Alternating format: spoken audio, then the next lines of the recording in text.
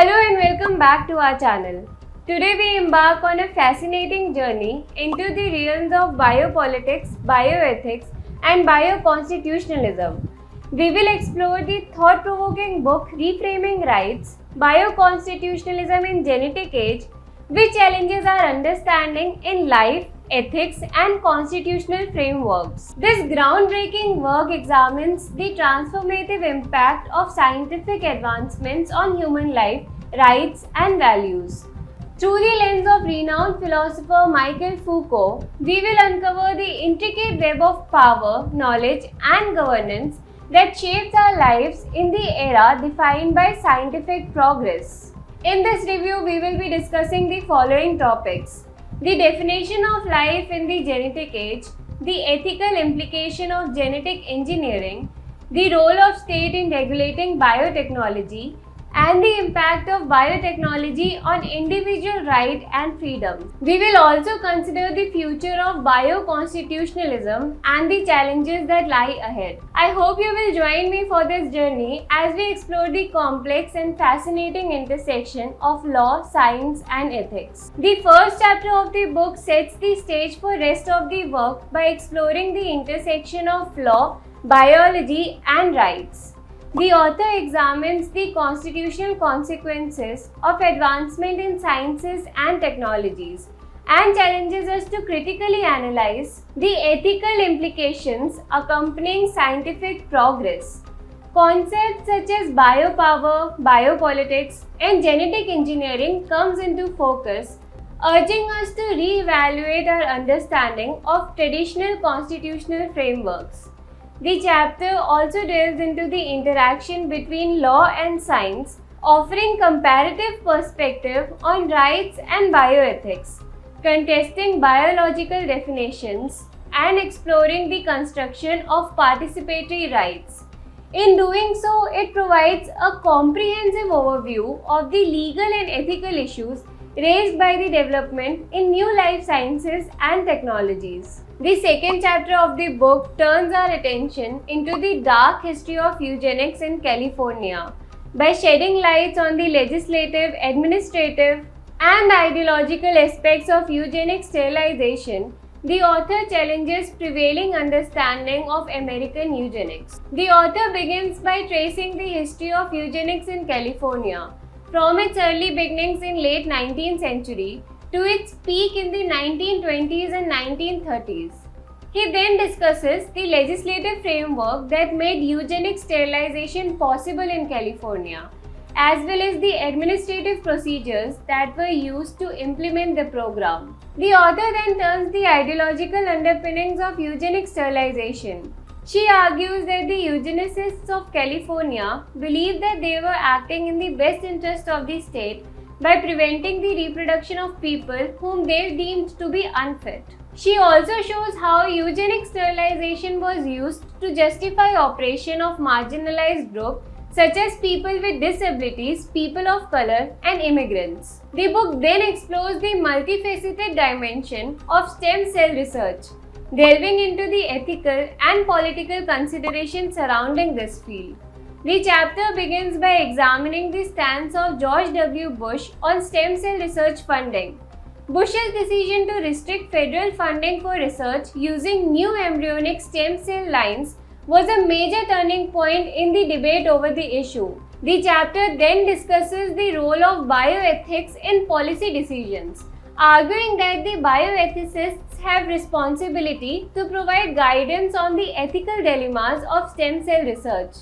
The chapter then explores the ethical dilemma in embryo research, such as the question of when human life begins. The chapter also discusses differing views in the issue from countries like Britain and Germany. The chapter then examines the oversight of stem cell research, discussing the challenge faced by the escrow committee at Harvard University.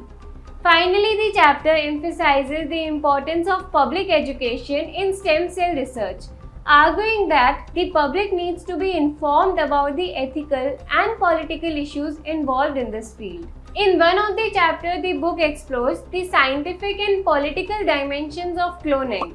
The chapter begins by examining case studies of individuals who advocate for cloning to cure diseases. These individuals highlight the significance of individual autonomy in making decisions about their own bodies. The chapter then discusses the legal challenges surrounding cloning. It examines the classification of SCNT embryos, which are the embryos created by somatic cell nuclear transfer. The chapter also discusses the controversy surrounding cloning in Italy, which was influenced by Catholic opposition. The chapter then proposes altered nuclear transfer (ANT) as an ethical solution to cloning debate. ANT is a technique that uses nucleus from an adult cell to create an embryo, but it does not involve destruction of an embryo. The chapter concludes by exploring the co-production of clones, societal definition, and complex intertwining of politics, ethics, and science in embryonic stem cell research. The fifth chapter of this book takes us on a fascinating journey through Italian politics and national referendum on medically assisted procreation and human embryonic stem cell research. The chapter begins by discussing Cardinal Ruini's call for abstention, which resulted in low turnout and invalidated the referendum. This led to the passage of Law 40, which prohibited the use of Italian embryos for stem cell procurement, but allowed research using imported lines. The chapter then explores the intertwining of Italian HESC politics with the state and the church. It discusses the mixed reaction to the law and subsequent referendums challenging it. The chapter also sheds light on similar debates in United States and Germany, further illuminating the significance of these issues. The rapid advancement in genetics and biotechnology have necessitated a re-evaluation of constitutional relationships between states and citizens, as well as the interaction between law and technoscience. This is the main argument presented in the book Reframing Rights, Bioconstitutionalism in the Genetic Age. The book draws insights from science and technology studies to critically examine the renegotiation of constitutional framework in the face of these developments.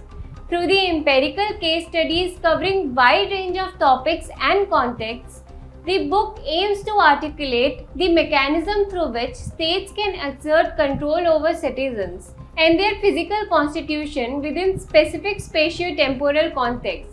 In conclusion, this book raises a number of important questions about the future of biotechnology and its impact on our rights and society.